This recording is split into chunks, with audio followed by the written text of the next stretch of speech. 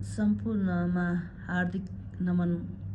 म डाक्टर शशि थापा पण्डित यहाँहरूलाई आजबाट म हिम्मत खण्डको प्रथम अध्याय वाचन गर्न गइरहेको छु। योगी नरहरिनाथद्वारा सम्पादित हिम्मत खण्डको प्रथम भाग। श्री हिम्मत खण्ड भाषा श्री पशुपतिनाथ नाथाय नमः। अध्याय 1 पुष्कर प्रादुर्भाव पृथ्वी सृष्टि। ओम नमः शिवाय। श्री गणेशाय नमः। जुन शिवको आत्मा पार्वती गणेश सूर्य विष्णु महादेव यी 5 देवादि स्वरूप भएका 5 मुखले सिंगारिएका श्री पशुपति त्रिगुणले बनेका चराचर 3 लोकलाई पृथ्वी जल तेज वायु आकाश यी 5 रूपले बनाउनुहुन्छ। जो निरन्तर रस रूप गन्ध शब्द स्पर्श रूपले पनि जुन भगवान धारण गर्नुहुन्छ ती शिवलाई नमस्कार छ। ऋषिहरूले भने, हे मुनिश्वर, तपाईँका अनुग्रहले मेरो पर्वतको प्रशंसा सुन्यो। फेरि हिमालय पर्वतको महात्म्य सुन्न इच्छा छ। त्यहाँ तपस्या गर्ने देवताहरूको विशेष गरेर त्यस तीर्थहरूका टाकुराको महात्म्य हे प्रभु हामीलाई भन्नुहोस्। लोमहर्षणजीले भन्नुभयो, हे श्रेष्ठ ब्राह्मणहरू, जुन वृत्तान्त अघि भयो सुन्नुहोस्। अगस्त्य ऋषि र स्कन्द कुमार यी दुईका परस्परको पर्वतमा भएको बातचित। अगस्त्य ऋषिले कुल पर्वतमा तीर्थहरूको महात्म्य शिवजीका छोरा ठुला प्रभु देवताका सेनापति स्कन्दजीसँग सोध्नुभयो। निश्चय अगस्त्यजी ऋषिले भन्नुभयो, हजुरले पार्वती र शिवका मुखदेखि बताइएको जो सुन्नुभयो, हे भगवान, हजुर सर्वज्ञ हुनुहुन्छ। सर्वज्ञबाट उत्पन्न हुनुभएको हुनाले हजुरका मुखरूपी कमलदेखि निस्केको वचनरूपी अमृत पिएर हे स्कन्द, घामले रन्केकाले पानी पिएर नअगाए चाहिँ अघाउन्नौ। सुमेरु पर्वतको त्यसका टाकुराहरूको प्रमाण प्रशंसा देवताहरूका बस्तीहरू तपाईँका निगाहबाट मैले सुने। जसरी पर्वतहरूको तिनमा उब्जेका तीर्थहरूको उत्पत्ति, हिमालयको महात्म्य हे शिवका प्यारा मलाई भन्नुहोस्। स्कन्द कुमारजीले भन्नुभयो, मणिमय पर्वतमा ईश्वरले नै मलाई भन्नुभएको, हे अगस्त्यजी, त्यो सबै संक्षेपले तपाईँलाई भन्दछु। पर्वतहरूको र पृथ्वीको जुन वृत्तान्त अघि भयो अहिले त्यो सबै भन्दछु। एकाग्र भएर मदेखि सुन्नुहोस्। अभक्तलाई, दाम्भिकलाई, छुल्याहालाई, पापीलाई हे धीर, आफूलाई फलको इच्छा गर्नेले यो नभन्नु। घोर प्रलय कालमा सबै प्राणी नाश भएपछि एकाकार समुद्रमा अन्धकारले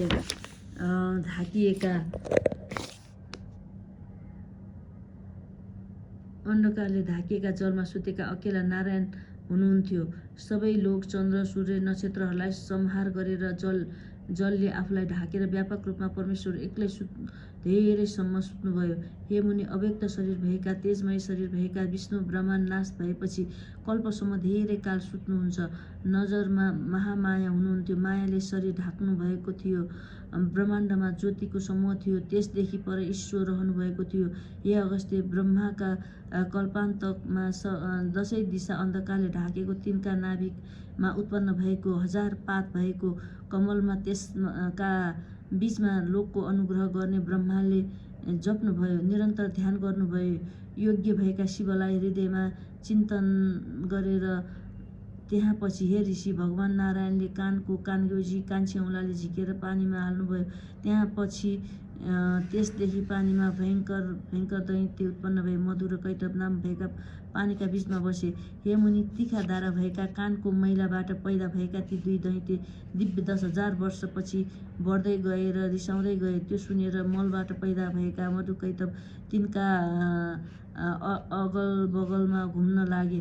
भयङ्कर मुख भएका, डरलाग्दा ठुला शरीर भएका, बल भएको 10,000 हात्तीको बल भएका, मोटा हात खुट्टा भएका, सारै युद्धमा सिपालु भएका, कालो शरीर बाटुला आँखा भएका युद्धका निमित्त हात उठाएर हात ठोक्न लागे। सबै दिशा केही गर्न लागेको छ कि भनी हेरे। कसैलाई नदेखेपछि अब हामी 2 के गरौँ भनी बार हेरे। तब लामो नाल भएको महा उज्ज्वल कमललाई देखे र दुष्ट रिसाएका ती 2 दैत्य तिनको नजिकमा गएर ती दुई केशरले राम्रो डाँठ भएको कमलमा चढे। त्यहाँ कमलबाट पैदा भएको ठुलो तेज भएका महात्मा ब्रह्मालाई देखे र जप गर्न लागेका, ध्यान गर्न लागेका, 5 मुख 4 हात भएका, जपमाला लिएका, मुसुक्क मुस्कुराएका, शान्त आफ्ना तेजले फैलिएका आदि हिरण्य गर्भवती तातेको सुन जस्ता लोकका पितामह, दिव्य वस्त्र लगाएका, दिव्य गहनाले सिँगारेका विद्वान हे ऋषि, ती ब्राह्मणलाई ती मधुकैटभले वचन भने। तब स्वभावैले रिसा ती दुई वीरहरूले ब्रह्मालाई भने। मधुकैटभले भने, तिमी को हौ? यहाँ के काम छ? के गर्छौ? के आश्चर्य? कहाँबाट यहाँ आएर बसेका छौ? कसका हौ? कोही छन् भन। पानी भएको भयङ्कर शून्यमा, दिशाहरू समेत स्पष्ट नभएमा, हे धेरै मुख भएका ब्रह्मा, कमलमा बसेर के जप गर्यो? हामीलाई निश्चित त भन। ब्रह्मा भन्नुहुन्छ, हे वीर हो, म आनन्दसँग सबै प्राणीलाई हित गर्ने ध्यानमा छु। प्राणीहरूको उत्पत्तिको निमित्त श्रेष्ठ भन्दा पनि श्रेष्ठ प्राणीका मालिक महाबलवान हो। म सबै प्राणीहरूलाई बनाउने ब्रह्मा हुँ। जगतलाई आनन्द दिने ईश्वरलाई ध्यान गरिरहेको छु। धेरै बेर यहाँ नबस, जहाँबाट आएका हौ उहीँ जाओ। जो एकान्त स्थानमा जान्छ त्यो ठुलो आपदमा पर्छ। मधुकैटभहरू भन्दछन्, हे लोकका मालिक, यहाँ हामी बस्न होइन लड्न आएका छौँ। बस्न होइन लड्न आएका छौँ। हाम्रा हातमा युद्धको इच्छाले चिलाएको छ। हामी दुई तिनीसँग लड्ने इच्छा गरी यहाँ आएका हौँ, बुझ। यस निमित्त हे महाब्राह्मण, हामीलाई अहिले तिमी युद्ध देऊ। अहिले तिमी आएका हामीसँग लडेर जित्यौ भने असल वरले तिमीलाई बढाउँला, हार्यौ भने मरौँला। युद्ध गर्न खोज्ने हामीलाई युद्ध दिएनौ भने तिमी बसेको कमल उखेलेर तिमीलाई लुट्दछौ। कुमारले भन्नुभयो। ब्रह्माले युद्ध सम्बन्धी विरुद्धको वचन सुनेर मनले दिगदार भएर तब हे मुनि चुप लाग्नुभयो र के गरौँ, कहाँ जाउँ, कसरी छोडौँ? अहिले विष्णु निन्द्राले ढाकिनु भएको छ, संसारलाई जित्ने कसरी जाग्नुहुन्छ? यति विचार गरेर विश्वरूप ब्रह्माले फेरि विष्णुलाई जगाउन सबै लोकको उपकार गर्ने निन्द्राको स्तुति गर्नुभयो। ब्रह्माले भन्नुभयो, सारा लोकलाई संहार गरेर जलले जगतलाई ढाकेर विष्णुलाई मोहित गराएर एक्लै विष्णुको नजरमा सुत्नुहुन्छ। जगलाई मोहित गराउने ती मोहिनीलाई नमस्कार छ। मोहरूपले भित्र रहेकी, कल्याण गर्ने, विवेकी, व्यापक, विश्वरूपिणी, संसारकी मालिक तिमीलाई नमस्कार छ। आकाशमा रहेकी आकाशरूप तथा तेजो रूप तिमीलाई नमस्कार छ। मोहिनी, संसारलाई मोह जगाउने, मङ्गल दिनेलाई नमस्कार। शिवरूप भएकी शिवा, माया तिमीलाई नमस्कार। मेघरूप भएकी, रसले भिजेकी पृथ्वी रूप तिमीलाई नमस्कार। बीज बनाउने, बीज रूप, औषधि रूप तिमीलाई नमस्कार। पाँचै तत्त्वकी आत्मरूपिणी, भोक्ता, भोज्य रूपिणी, पञ्चकोशमा रहेकी बुद्ध रूपिणी, चिद रूपिणी तिमीलाई नमस्कार। अभिमान रूपिणी, हृदय रूपिणी तिमीलाई नमस्कार। धैर्य रूपिणी, समान धैर्य भएकी विवेकिनीलाई माता, क्षेत्रज्ञ रूपिणी, जीव रूपिणीलाई नमस्कार। पवित्र शब्द रूपिणी मातृकालाई नमस्कार। एक मात्रा, दुई मात्रा र धेरै मात्रा स्वरूपिणीलाई नमस्कार। अर्धमात्रा रूपिणी, 3 स्वरूपिणीलाई नमस्कार। त्रिगुण स्वरूप, त्रिगुणदेखि फरक रहेकीलाई नमस्कार। इच्छा, ज्ञान, क्रिया 3 शक्तिले 3 किसिम भएकीलाई नमस्कार। महामाया, लामो जिब्रो, लामो दारा भएकीलाई नमस्कार। कालरूप भएकी हे महादेवी, कालरात्रिलाई नमस्कार। हे आमा, दैत्य रूप, पापको गाँस भएका मलाई रक्षा गर्नुहोस्। हे निन्द्रा, थाहा नभएकी जगतकी आमा, जगतकी ढुकुटी तिमीलाई नमस्कार। बडो पवित्र निन्द्राको स्तुति। सङ्कटमा परेको जसले गर्ला सबै पापदेखि छुटेर इच्छित वर पाउँछ, नित्य ऐश्वर्य पाउँछ। ग्रहदेखि भएका बाधा रोग शान्त हुन्छन्। धन धान्य, छोरा स्त्री कालरात्रिका अनुग्रहले पाउँछन्। श्राद्ध कालमा पाठ गर्यो भने पितृहरू 10,000 वर्षमा तृप्त हुन्छन्। दान नसिद्धिने हुन्छन्। युद्धमा जित हुन्छ। कुमारजीले भन्नुभयो, प्रशस्त तेज भएका ब्रह्माले यसरी स्तुति गरे कि निन्द्रा सन्तुष्ट भएकी ती देवीले अविनाशी विष्णुलाई छोडिन्। मायाले शरीर छोडेको महाविष्णु ब्युँझेर रिसाएर गर्जन गर्ने मधुकैटभलाई देख्नुभयो। आपसमा कुरा गर्दै कमल उखेल्न तयार भएका, कमलमाथि बसेका ती दुई दैत्य ब्रह्मालाई मार्न तयार भए। मधुकैटभ दैत्यहरूलाई विष्णुले वचन भन्नुभयो, हे दुष्ट दैत्यहरू हो, यहाँ किन आयो भन। विष्णुले भनेको कानमा मन नपर्ने कडा यी वचन सुनेर दुई दैत्य रिसेका, ठुला शरीर भएका तब ब्रह्मालाई छोडेर विष्णुतर्फ दौडे। महामायाले मोहित गराएका, युद्ध कनाउन खोज्ने ती दैत्यहरूको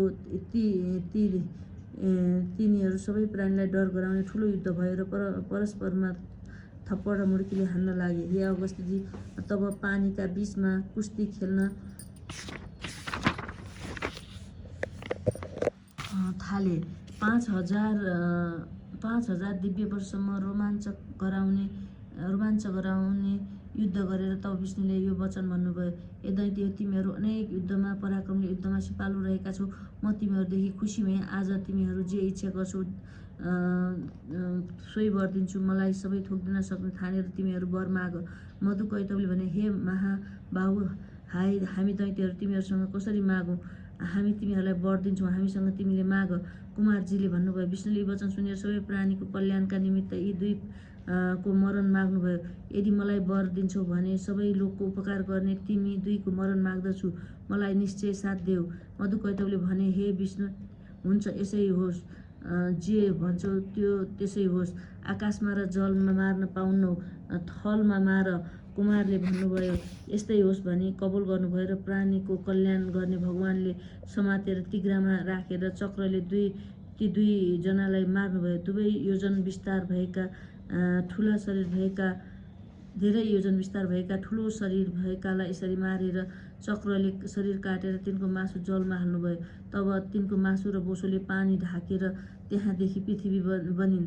दिव्य कोटि वर्ष बितेपछि ती दिव्य 10,000 वर्षका अन्त्यमा गड्याङगुडुङ बनिन् र अनेक माटो ढुङ्गाले ढाकिएकी जलमा अचल भएर रहिन्। त्यहाँ पछि बाराहले उठाएकी स्थिरा भनेर विद्वानहरूले बराबर भनिएकी मेद बोसोले ढाकिएकी हुनाले हे अगस्त्य फेरि मेदिनी भनी कहलाइन्।